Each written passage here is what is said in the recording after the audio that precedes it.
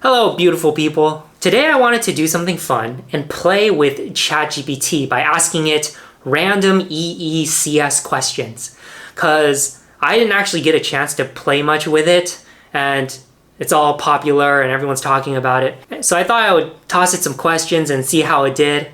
And I expected to do pretty well because their data is basically the internet, and the internet is just a vast amount of information. So hopefully I'll get to learn something too, even though I kind of know the answer to most of these questions. So I thought I'd start with my list here and give it a shot. So here we have ChatGPT 3.5. I guess we would have to pay for ChatGPT 4, so yeah, it's okay. 3.5 will be good enough for us because, I'm cheap. So, let's just start with some random questions here. Let's give it an easy CS question on algorithms. See, how does merge sort compare with bubble sort? Ha. Okay, it's thinking. Okay, all right, it's working. Okay. Merge sort is far superior. Okay, good. I think we agree on that. Merge sort is far superior to performance with bubble sort. But bubble sort's simplicity makes it a good choice for teaching basic sorting out concepts. Okay? So, yeah, looking through this, it looks pretty good. Wow, it's like just wrote a report for me. So bubble sort, saying the algorithm repeatedly steps through the list, compares adjacent elements, and swaps them if they're in the wrong order. Yes, that's bubble sort. Merge sort, it's based off of the divide and conquer approach. And it recursively divides the list into two halves until each sublist contains a single element. It then merges the sublists to perform sorted lists, and the merging process ensures that newly created sorted lists are also sorted. Wow, great. Yeah, defined it, and it's correct. I guess if any CS people are looking at this, yeah, it looks right. And time complexity, yeah, bubble sort, it's worst case average time of O of n squared, where n is the number of elements. Yes, best case O of n. Okay, I think people agree with that. And merge sort, worst case time complexity of n log n. Yes, very nice. And bubble sort, in terms of space complexity, bubble sort is O of 1, and merge sort is O of n. And yep, that works too. And so, yeah, I mean, you can read the rest of it too, but generally I'm like, yeah, very impressed with this answer. It just gave like this awesome report. Okay, all right, let's move on to something else. All right, so let's ask it about a hot topic. Deep learning. Everyone loves deep learning. Now, ChatGPT is a result of like deep learning. So let's see. What is deep learning? Let's see what kind of answer it gives us. Okay, subfield of machine learning, good. Focus on algorithms inspired by structure and function of the brain, specifically neural networks. Okay. Designed to recognize patterns and represent data in ways similar to how humans do, though the mechanisms are not exactly like human neural processing. So yes, the algorithms are inspired by the function of the brain, neurons. That's good. Here's a breakdown. So you got neural networks. Oh, okay, it's just spitting out stuff. All right. Okay, it's very long. Okay, but immediately looking through here, I see some important buzzwords like weights and biases, activation functions, backpropagation, gradient descent, which are the algorithm, the methods that are used to optimize the cost function.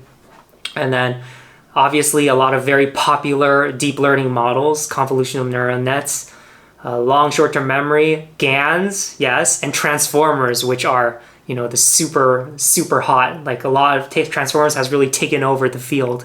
And so, yeah, like it gave me like a nice just summary of it. And the fact that it kind of laid it out in this very succinct manners is pretty good.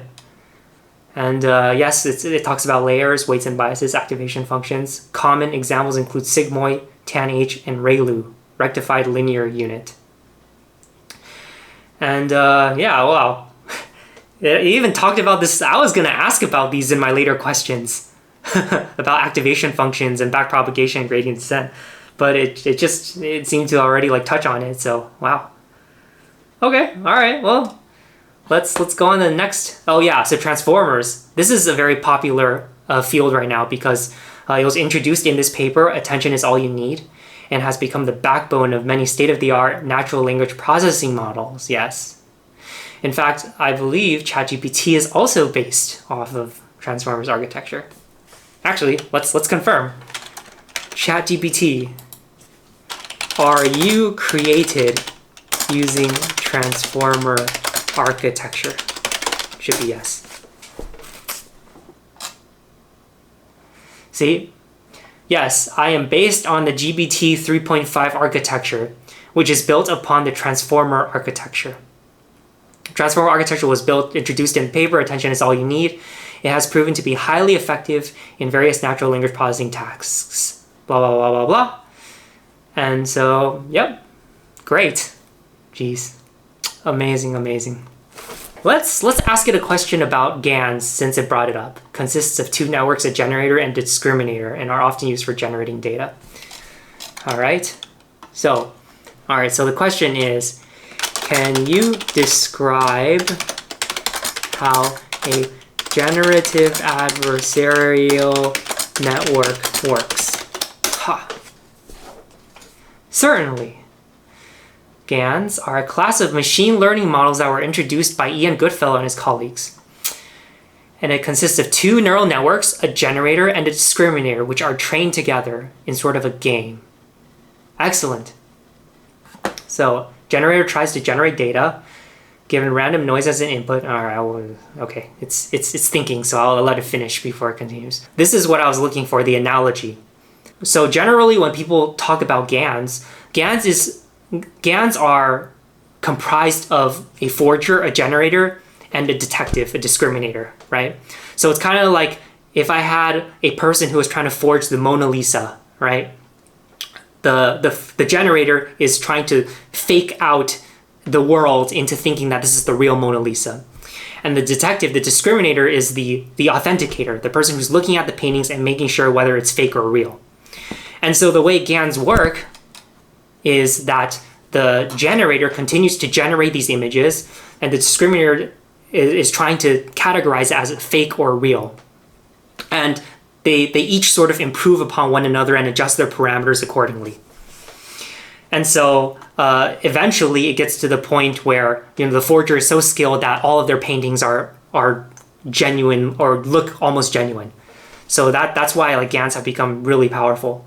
But yeah, okay, so GANs, while powerful, have challenges such as mode collapse, right? It produces a limited varieties of outputs, training instability, and sensitivity to hyperparameters. So yeah, mode collapse is a very common problem with GANs. For instance, if you had a generator that's trying to generate different classes of images, for instance, cats and dogs and whatever, there's a problem where eventually the generator might find a particular example or a very small range of examples that they know can trick the discriminator. So it'll constantly just output that in order to trick the discriminator, and it doesn't learn and improve on itself anymore. And that's not a good thing, and it's called mode collapse. So yeah, even without asking for any of this stuff, like just asking them, okay, well, describe the GAN.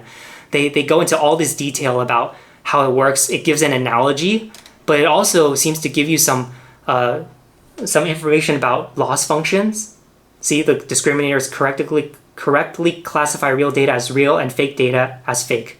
The loss is higher when it misclassifies it. And for the generator, the goal produces data that discriminator misclassifies as real, and its loss is higher when the discriminator correctly identifies it as fake.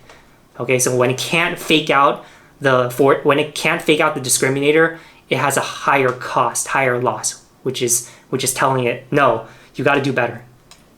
So, wow, and it already talks about like some of the challenges. So, excellent work. Okay, so let's move on to a different topic. This took longer than I thought. I didn't expect ChatGPT to be so eloquent and long in its answer and descriptive, which is a good thing. So let's move on to like a signal processing question. So the next question, let's ask, what is a Fourier transform? What is a Fourier transform? But not just what is a Fourier transform, what is its significance? Why is it important?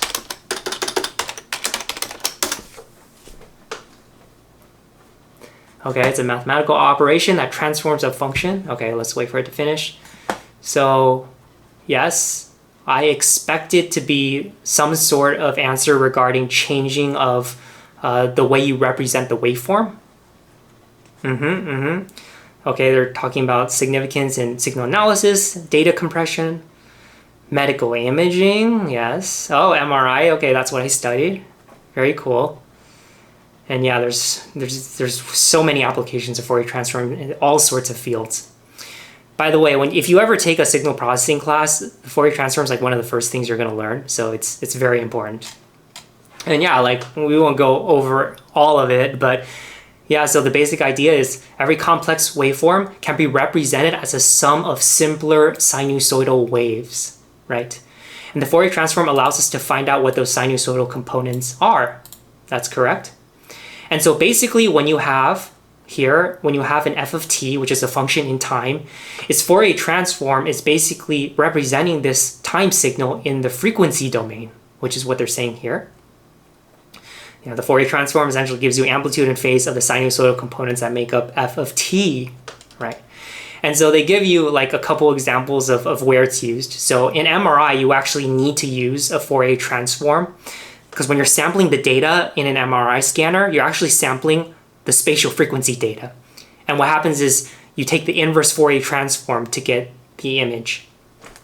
If you don't understand it, don't worry about it. It's MRI stuff. It's true. 2D Fourier transform. You'll learn about it eventually.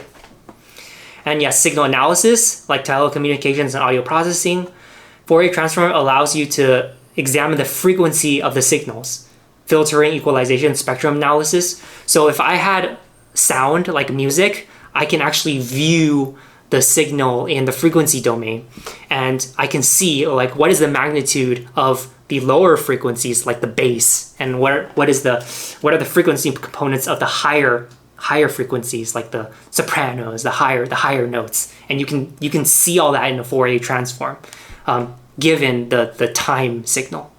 But let's go to the next question. All right, so now that we asked about the Fourier transform, I'll ask another very important question. Now this is actually like a quals question at Stanford, so it should know the answer. This is a question that you will learn if you're ever taking a Fourier transform class, which is most electrical engineers. So here it is. What is the Fourier transform of an impulse train of period t? So what is an impulse train? An impulse train is basically a periodic function of impulses. And the impulse can be thought of as a function where you have energy that is compressed into an infinitesimally small time interval. Okay, and an impulse train is a train of those. And this actually has a great significance, but I'll actually ask it in ChatGPT, which is, what is the Fourier transform of an impulse train of period t, and why is it important? And spoiler alert, the reason this question is important is because when you're sampling data, for instance, an ADC converter, an analog to digital converter, you're basically taking your function and you're multiplying it by an impulse train. And it's important to know what's happening in the frequency domain when you do that. And that's why this question is important. So let's see what happens. Okay. Periodic function consisting of a series of impulses fixed by fixed interval t. Okay, yes, so this is the formula for an impulse train. Very good. Okay. Interesting. Okay. ChatGPT didn't do anything wrong here. This is correct in the sense that this is the equation for a Fourier transform, and this is sort of what happens when you plug an impulse train into this equation. But there is actually a special trick where you have to use a Fourier series in order to derive the Fourier transform of an impulse train. And by doing some sort of pattern matching and substitution, you can actually get a result where in the frequency domain, the Fourier transform of this is in essence also a summation of shifted impulses. So what they're saying here what they're saying here with words is correct, but this answer here is not usually what signal processing like people like to see. For instance, if they interview you or if you see this in a quals question, this is not the answer you would want to give them. At least not like the final answer. But this is a very significant result. The reason that this is a very important question is so you understand that when you're sampling in the time domain, you're actually taking your signal and you're convolving it with an impulse train in the frequency domain. And then later you have to filter it and such.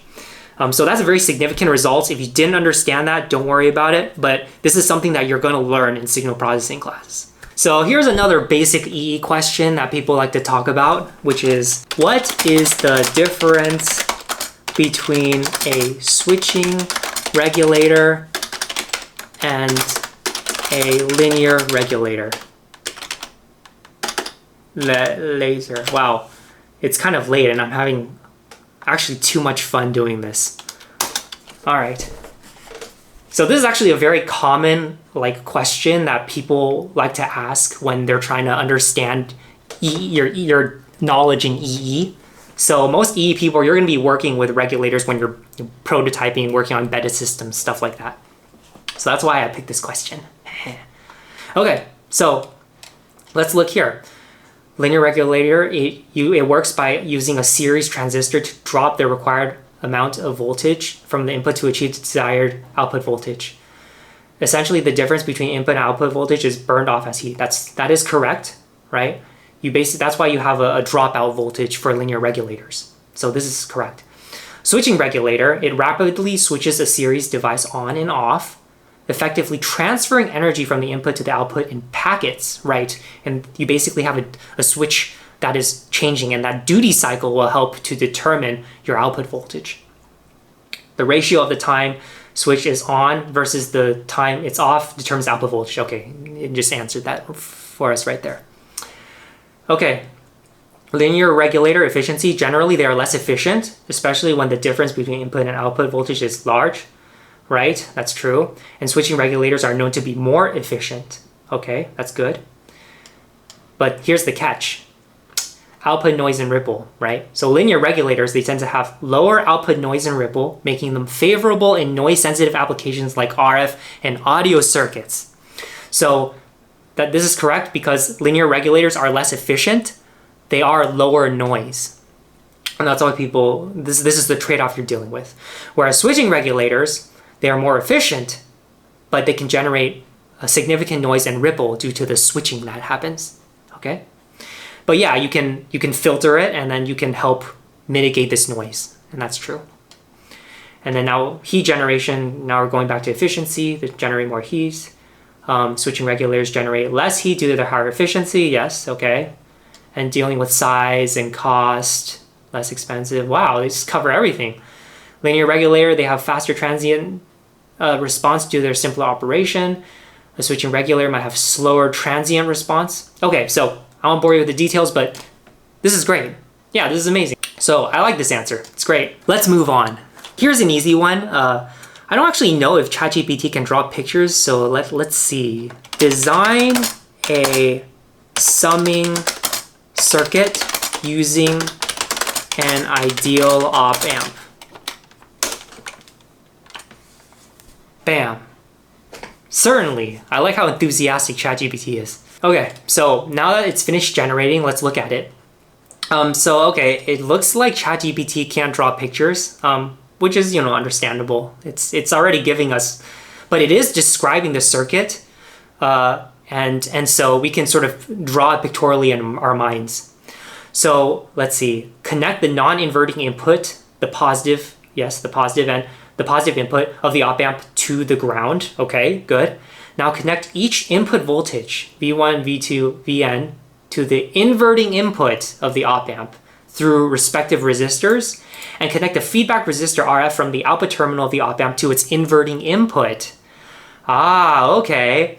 And so if for those of you who know op amps, this is for basic circuits, but for those of you who know op amps, you'll know that this description is correct. Okay, so if you this configuration here gives you a voltage output that is a function of the inputs described here. Okay, negative RF over R1 times V1 plus RF over R2 V2 plus dot dot dot dot, right? And they're saying that for equal resistors, if you set your respective resistors at the input equal to the feedback resistor in value, then you basically have the output voltage being a sum, although it's negative of that, but basically the sum of your input voltages. So, excellent. This is great. This isn't a terribly difficult question, but it got it.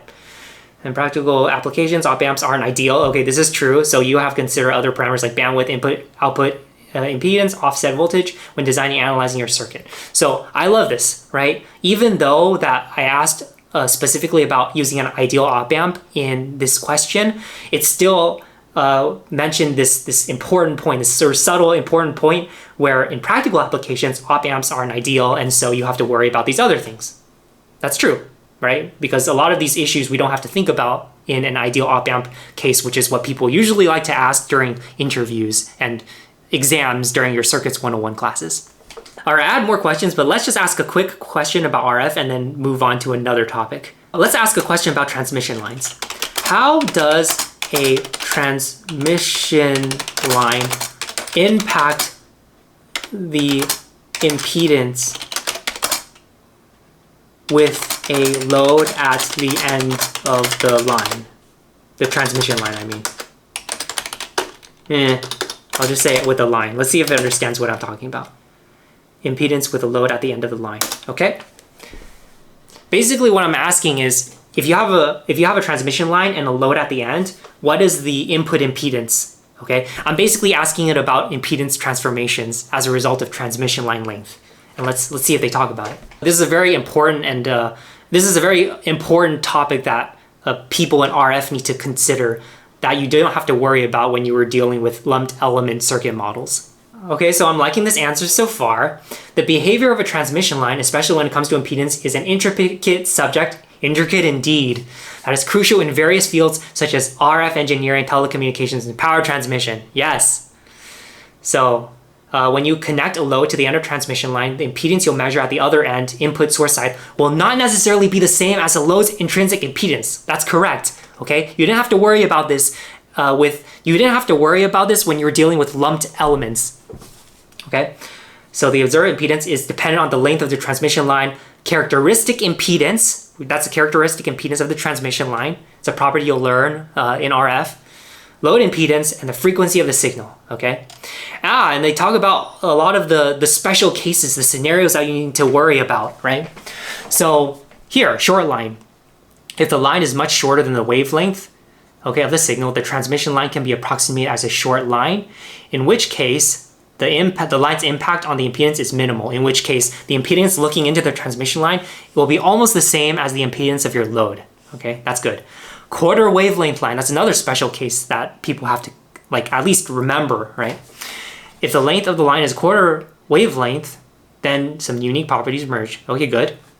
Now the line's characteristic impedance Z0 is matched to the source. If the line's characteristic impedance of Z0 is matched to the source, an open circuit at the load end appears as a short circuit at the source end and vice versa. That's correct. This is actually a very important property, and people actually use this in their circuits. Okay, this very special quality. Okay, and half wavelength line. Okay, good, right? It behaves as an impedance inverter, so the impedance at the load end gets repeated at the source end, right? So that's basically saying that the line has no effect when it's slammed over too.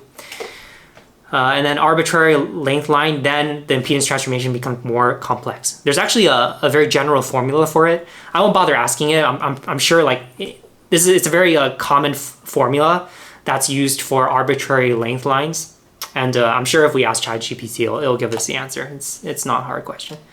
But yeah, they talk about reflective phenomenon. If the load impedance doesn't match the characteristic impedance, so this is a very complicated scenario, right? Part of the signal is reflected back towards the source. This leads to standing wave patterns on the line, right? And then the ratio of the maximum minimum amplitudes, and then they get into VSWR.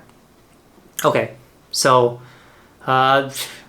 yeah, This is a great answer, right? You get a very nice summary of this question, and if you wanted to like go into detail, you just pick up a book or you can ask more questions. I thought I would end with a couple of MRI questions since MRI is kind of near and dear to my heart. So let's ask some medical imaging questions. That's what I studied in grad school, and you know, let's have some fun. Let's start off with a general conceptual question. So, how is MRI different from X-ray? Okay, let's let it generate. All right, so this is what was generated for how is MRI different from X-ray? I was just curious what kind of answer it'll give us. And so, okay, good. MRI and X-ray are both diagnostic imaging techniques, but they have very different underlying principles and applications. All right. Underlying principle. MRI uses strong magnets and radio waves to generate the images of the body. It captures the signal from hydrogen atoms in the body, which are influenced by the magnetic field and processes those signals to create detailed images. Right. It collects K-space data. That's a two-dimensional Fourier transform sample data. And then it creates an image from that. X-ray uses ionizing radiation to produce images. X-ray beams pass through the body, and the various absorption rates in different tissues create the image. That is correct, right? So MRI uses magnets, okay? But X-ray uses ionizing radiation that passes through the body to create that image. Okay, so that's a big difference. Now, radiation exposure. MRI does not use ionizing radiation. That's true, right? And X-ray does use ionizing radiation, which can pose risks if a person is exposed to large amounts over time. Great. That is like this is like one of the big advantages of MRI and disadvantages of X-ray, okay? Image type, MRI produces cross-sectional images, good. Good for soft tissues, okay? And X-ray, on the other hand, is very good for looking at bones and also some tissues, right? CT can also be, see, they even talk about CT, right? Even CT, there's subtle differences between CT and X-ray, but yes, variants like CT scans can produce cross-sectional images, but they also use X-ray technology. Good. Like I didn't even talk about I didn't even ask about CT and they still brought it in. So, okay, applications, right? MRI is good for brain, spinal cord, muscles, joints. So like a lot of tissue, and X-rays are very good for bone, looking at fractures, and sometimes for imaging, okay? So I'm glad that, you know, ChatGPT is talking about all of this. It's very detailed. Time, okay, yeah, so MRI takes longer, way longer, and X-ray is usually quick, right? This is one of the main disadvantages of MRI, actually. So they brought that up too. Cost, MRI is more expensive, good. And the environment, okay, MRI can be claustrophobic. The X-ray does not, that's true. You have to line a magnet and a bore for MRI. And so, and yes, you have to be worried about people with metal implants with MRI, okay? But of course, X-ray, you know, repeated exposure should be avoided. So yeah, like this is a great answer. This is a fantastic answer. It's summarized all together. Like it just, like, you know, I doubt like a Google search will probably, you know, you have to collect the information and put it all together, but they just like condensed it all for us. So yeah, great. All right, so I'll ask one more question, okay, on MRI. Just humor me. So for a time, I actually studied 7 Tesla high field MRI. And this is a field strength that is much higher than any scanner, most scanners that were used in hospitals at the time. So hospitals usually used 1.5 Tesla or 3 Tesla. And when I first started learning about MRI, 7 Tesla hadn't even been FDA approved for human use. And so that's why hospitals didn't have 7 Tesla scanners. And so the question I'm going to ask ChatGPT is, what are the advantages and disadvantages of 7 Tesla high field MRI versus 1.5 Tesla MRI? Okay. It was only recently when 7 Tesla high field MRI got approved for commercial use, I believe. And so I thought I would ask this question and see how it did. Okay, let's look at the generated results. And yes, it gave, I like how it gave different sections. It gave 7 Tesla MRI and then advantages, disadvantages. And then it gave 1.5 Tesla MRI advantages and disadvantages. So let's go through it. Like, this looks great. Okay, so 7 Tesla MRI, right. Higher resolution images, stronger 7 Tesla MRI allows for greater signal to noise ratio. Yes, the reason you want to go 7 Tesla is so that you get greater signal to noise ratio, which can be traded for higher spatial resolution, clearer visualization of smaller structures, especially in the brain, okay? And also by having additional SNR, you can also throw some of that SNR away for greater speed, okay? That's a good trade-off too. Improved spectroscopy, enhanced SNR permits improved magnetic resonance spectroscopy. Okay, I don't work with this very much, so okay, I believe you. Contrast, okay, 7 Tesla offers different tissue contrast and lower field strength. Okay, great. And then potential reduction in contrast agent dosage, right? Because you have improved contrast at higher fields, there may be cases where lesser amounts of contrast agents are required. Okay, well, I'm not an expert in contrast agents, but hey, I learned something, right? So this is great. And disadvantages, okay, this is actually important stuff, right? And this is stuff that I had to worry about when I was doing research in MRI. So higher field strengths, susceptibility differences between tissues can cause distortions or signal loss. So that's true. Like you have to worry about these interfaces between air tissue. RF inhomogeneity, this is a big killer, okay? And so it's talking about that as well. At 7 Tesla, RF wavelengths used are in the order of the size of the human body. Correct, leading to standing waves and uneven image brightness. So that's actually a big deal because, right, at 7 Tesla, your wavelengths are closer to the size of the body. And so that causes these central brightening artifacts when you're looking at MRI images, and that's bad. 1.5 Tesla, because the wavelengths are so large compared to the size of the human body, you didn't have to worry about this issue. Okay, safety concerns. Yes, this is another big whammy. Big disadvantage, and this is another reason why it took so long for 7 Tesla to get FDA approved, which is there are concerns about specific absorption rate, SAR, which is the rate at which RF energy is absorbed by the body and can lead to tissue heating, okay? And people had to study this using simulations as well, EM simulations, FDTD algorithms, and so SAR is a big concern because at 7 Tesla, because you have higher B field, you also get higher electric field, E field, which results in more energy being deposited. So if you use a cell phone makers also have to worry about SAR because when you're putting you're putting an RF source near your head basically, and it's emitting RF energy, which is being absorbed by your brain, the tissues in your head. Right? So this is something that cell phone makers have to worry about, right? And this is also something that we have to worry about in MRI, especially at 7 Tesla MRI. So great.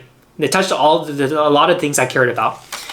Cost, okay, 7 Tesla machines are more expensive, yes, because they're also more rare. And it's much harder to make a 7 Tesla magnet. And also limited clinical approval, right? 7 Teslas were primarily approved for specific clinical applications and more commonly used for research settings, right? So I'm glad, yeah, they said it's recently been accepted into clinical applications. But yes, when I started doing MRI, 7 Tesla was not approved in the clinics. It was only done on research. So, okay, I expected the 1.5 Tesla MRI to be sort of to describe the opposite. Wider availability, correct. Cheaper, less artifacts, right? No central brightening artifact anymore. Safer, and flexible. And disadvantages, of course, lower SNR, okay? Contrast, you might require more contrast agents, and limitations for, it's not cutting edge, right? But, this is great. So, in summary, while 7 Tesla MRI offers superior image quality and resolution, it comes with challenges related to artifacts, safety, and cost, okay? But 1.5 Tesla MRI is tried and tested modality, right? It's been used a lot, okay? Well-known protocols, it's been studied well, it's mature, and in most cases, people will use it in the clinics. Okay, so I guess that's it. ChatGPT, thank you. You have done very well. Okay, I love all these answers. It knows so much, and I'm very, very happy with this. This is really cool. Well, I use it more maybe, but I am accustomed to Googling things. But what's nice is it just sort of takes a lot of the information, just condenses it into this page for you to read. So yeah, it's great. It's great. I hope you had fun. I actually had quite a bit of fun. It's very late. I kind of lost track of time. But yeah, I hope you had a good time, and I'll make more videos. Have a nice day!